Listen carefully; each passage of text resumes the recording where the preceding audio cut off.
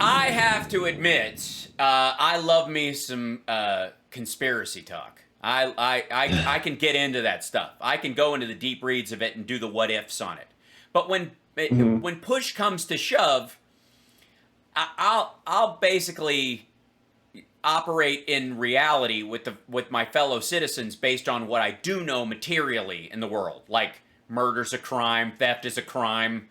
This is the world we live in, not the world you can there's no secondary utopia where this is actually a structured colony of Andromeda and aliens seeded us with apes and so everybody is a direct descendant of the Andromedians or some stuff like that. I mean, it's a great conversation to sit around and play with people as they're pulling hits off bongs and you're the designated driver.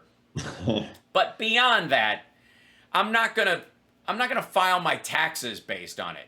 You know what I mean? No. I'm not going to use that, no matter how much like one might have some weight here and there. I'm not just going to decide to go, you know what, your house is mine.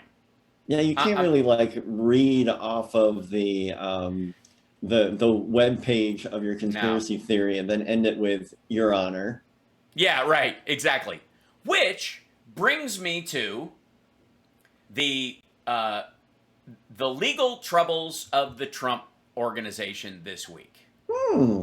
So, for those of you that have been under a rock, the New York AG, I guess, and SDNY, and one other organization, I think the Bronx AG as well. So they filed charges against the Trump organization Bronx. and Alan Weisselberg.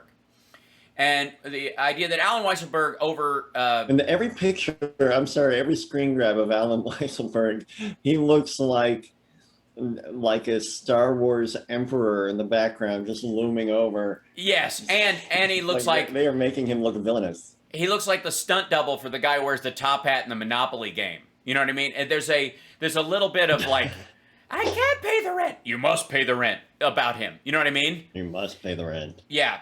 Yeah, Except for him, I guess it would be you must not pay the rent. We'll write it off. The government will pay our rent for us. So, 15-year scheme. They went back 15 years, and every single year, they found a constant and highly fraudulent attempt by them to not pay taxes on all kinds of stuff and the manipulation of it. So not only did he not pay taxes on $1.7 million worth of perks, which, by the way, if that's just the perks, what's he getting paid? And is he being honest about that? Right? That's the other thing. That's where this goes. That's why this continues past that point and why they're looking at more charges.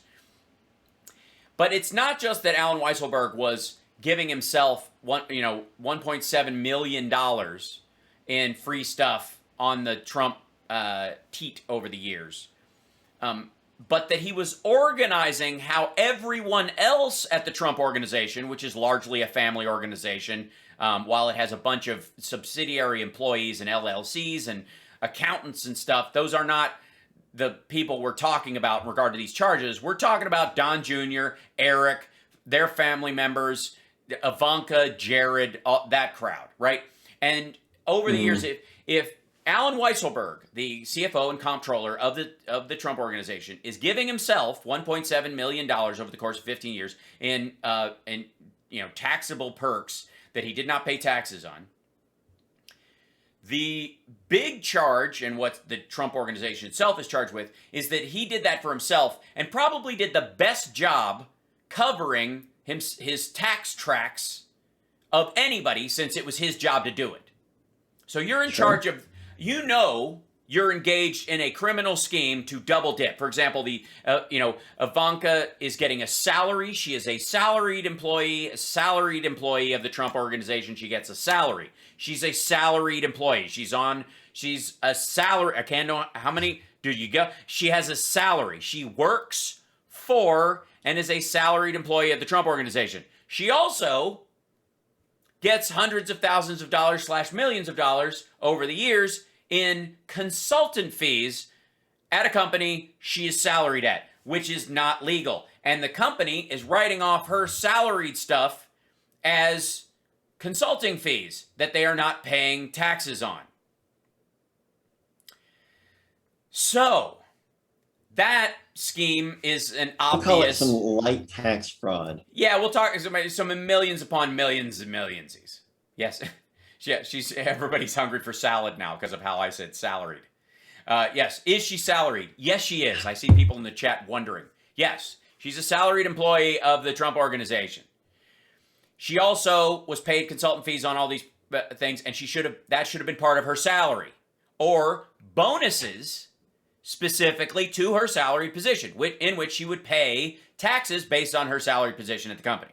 She was not, and she did not, and she's either going to find herself in a situation where civilly she's going to have to pay it back. And by the way, she has plenty of money to do it. More than likely, Ivanka and Jared will both settle this stuff out of court in a civil court, dealing with it on their own, going, we thought we were complying properly. That's their problem. Mm-hmm. We've got our own stuff. We made our own money outside they made somewhere in the order of $300 million during just the Trump years while they were in office. So they'll have money to pay the $20 million in back taxes and other stuff that they evaded because of what he was doing. Don Jr. and Eric probably snorted theirs. I have no evidence therein, allegedly, but it doesn't look like they have it. Nor does it look like Trump has it if he's the biggest recipient of this kind of shady stuff. Now, understand that Alan Weisselberg is the guy who coordinated all this stuff. He put it together. He's the guy who did the books. He's the guy in charge of the scheme to defraud the IRS, the tax board of New York, to never pay these taxes, and not only not pay these taxes, but on a corporate level say we deserve money back from the government for other taxes we paid because of this stuff. So we know we had to pay sales tax on these kind of things, and we know we had to pay, income tax on our employees up to a certain point. We want the income tax back from that because of other costs we accrued from consulting fees. See how that works? That's where it becomes a crime. Mm-hmm. That's not, where you're forgetting to pay taxes on your perks. That's what Eric Trump, really screwed the pooch when he was on Fox this week. Here he is. Let's see. Yeah. Well, these are employment perks. These are a corporate car, which everybody has. I guarantee you there's people on this network that have corporate cars. I guarantee you there's people in every company in the country that have corporate vehicles. This is what they're going after. This isn't a criminal matter. This is, it's really interesting, Raymond.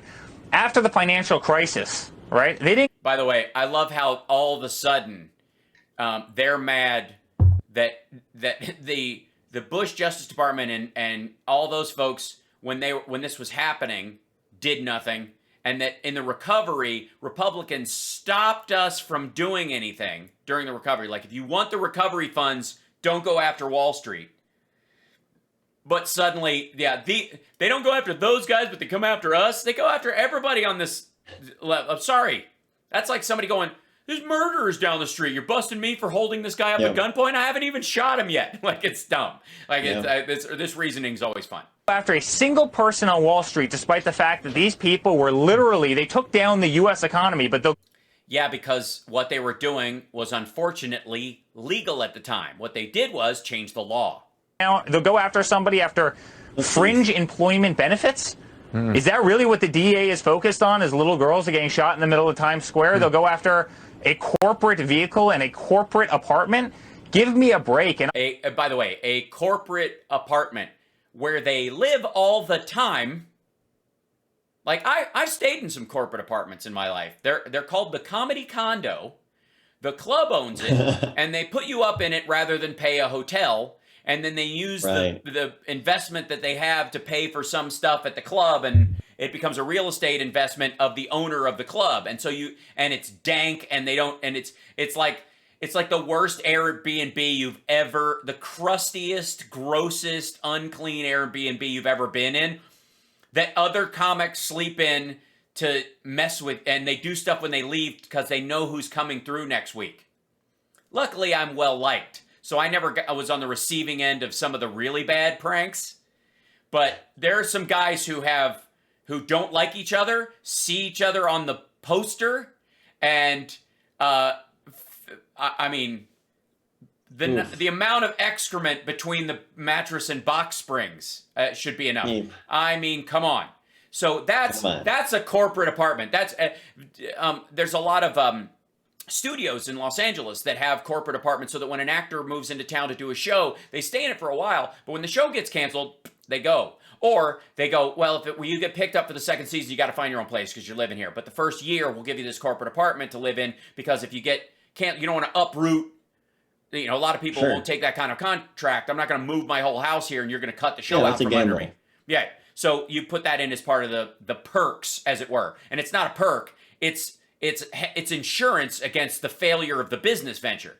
These folks lived in it the whole time. Alan Weisselberg's son, Barry Weisselberg, that's who he's talking about, by the way. His ex-wife, Alan Weisselberg's ex-daughter-in-law, is the one who provided a lot of the paperwork. They live in the place. They still live in the place.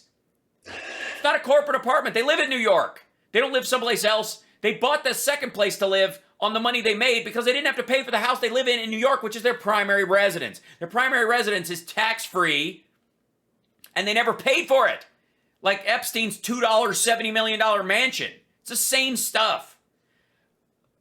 Honestly, I have to say the media has actually been very fair about this. The New York Times, so many of the different news outlets, they've literally said this isn't criminal. This isn't worth 40, 50 investigators in a district attorney's office. This would normally be a civil complaint. Okay, so this would normally be a civil complaint. Yeah, it would. If it was just you didn't report them and you got caught not reporting it. Alan Weisselberg has been engaged in a decades-long conspiracy to intentionally defraud the federal government and the New York State Tax Board and banks and insurance companies, and has been shuffling money to do it. His version of the crime is petty because he knows it's going to come back to bite them at some point, and he only perked himself out at a level he could financially handle. He's going to write a check for his stuff. What he's going to go to jail for is coordinating the criminality that paid Ivanka, that paid John Jr., that paid Eric, that paid Donald Trump himself, the adult patriarch of the family and the leader of the whole business. That's what's happening. He's right about perks being a civil matter. What he's not right about is the fact that Alan Weisselberg is the guy who coordinated all that stuff. That's what he's going to get time on. Not his own tax liability, but his awareness of the criminality of it. We got to take a break. We'll be back right after this. This is the House Sparks Radio program, mega worldwide on WCPT Radio, Chicago's Progressive Talk. Don't forget, patreon.com/HalSparks. Great way to support the show. And then, of course, you can sign up at infotainmentwars.com. Just go there and subscribe to the YouTube channel. That would help us out. We'll be back right after this. As we've been dealing with, the fallout of this, and by the way, my personal belief about Alan Weisselberg is that he knows the law better than anybody involved, meaning that everybody else, the Trump organization, doesn't know the law at all and just thinks they're in a protected class of people who really don't have to follow the law because they've never had it come for them before in their lives. They've never had to deal with it before. And so now you've got a situation where they're just being confronted with kind of even just the rudimentary base level of law. They got their charity shut down. Eric Trump cannot operate a charity in New York State because of the criminality involved, because he was, diverting funds he was skimming off the top of a St. Jude's charity, which isn't necessary.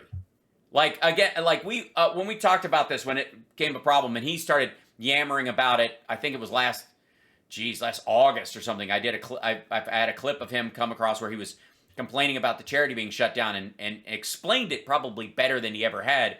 And in his explanation of it, he's like, they're stealing money from St. Jude's. We raised money for St. Jude's all over the place. And in the end, you're like, why didn't you just send it to St. Jude's? Like, some people may know.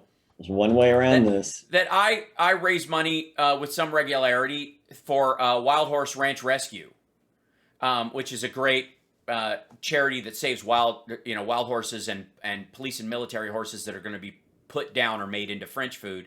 And they do this. They're a great organization, and I love them. And one of the ways that I suggest people do that is add Wild Horse Ranch Rescue to your Amazon Smile. So Amazon has this thing where you can use Amazon, but you use it through a charity portal called Amazon Smile. Oh, yeah, yeah, and, yeah. and a portion of the sales goes to that charity. And there's a bunch of ones. You can pick whatever one you want, but I always recommend people do Wild Horse Ranch Rescue.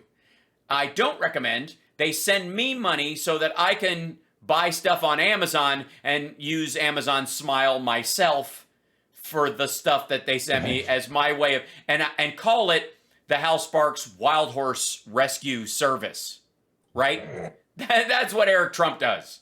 What if you want to raise money for St. Jude's? You know how you do it? You tell people to send money to St. Jude's. And now, especially, you can coordinate with St. Jude's or any other charity and go, hey, we're throwing this big fundraiser. Can you guys just show up with your little credit card swipers and your petition stuff and gather money? Just send a volunteer or two, or show us how to do it, and we'll they'll do it. We don't want to touch it. Just go off with it, right? Just do that. We're raising money for you. We'll pay the costs of the ball. We'll pay it's at Mar-a-Lago. But what they were basically doing is skimming charities to pay for their hotels. And so they charge the charity a premium for a thing that they didn't even ask, skim it off the top, and it's gross. I do cancer research. Yeah, exactly. I'm doing some cancer research. Send me some money, and I'll send 80% of it to a cancer research charity. It's just so, that's what, yeah. Eric was charging kids for their own seating. Yes, at cancer kids. Like, it just gross. You had to pay for the table to be there. It's gross. He's a gross dude. And this is the same, this is a level of criminality. That's why they lost it. This is normal, though. If a charity does this, no state has to put up with that. And it undermines people's belief in supporting charities. So, no. Same thing with the Trump organization. This is rudimentary criminality. But it's gone to a RICO level because of Alan Weisselberg being aware that it's a crime and engaging in a family business where they were doling out cash to people who weren't earning it, or so in ways that they didn't have to pay taxes on it. That's what the problem's gonna be. And it's why, by the way, that the Trump organization is going to lose their business license in New York State. That's what this is going to result in for the Trump organization. Trump knows this. He knows the criminality. It's why he moved to Florida. It's why he's moving his business to Florida. Because he believes that Ron DeSantis, on the other hand, won't mind if he engages in this kind of criminality in Florida. He can do this kind of state-level double dipping in his filings there, and Florida will just let it slide because he's one of the rich elites in Florida. That's his belief. And if he's gotten assurances from anybody in the government in Florida, that in and of itself is sketchy as hell. Now, if DeSantis loses, another governor comes in, recognizes there's a hole in their budget where that money should be, and decides to go after it, that's another story entirely. But that's how, arguably, he can argue, I don't have to pay those taxes. I was assured I wouldn't have to by the governor when I moved in, and use the Cosby Clause in this situation.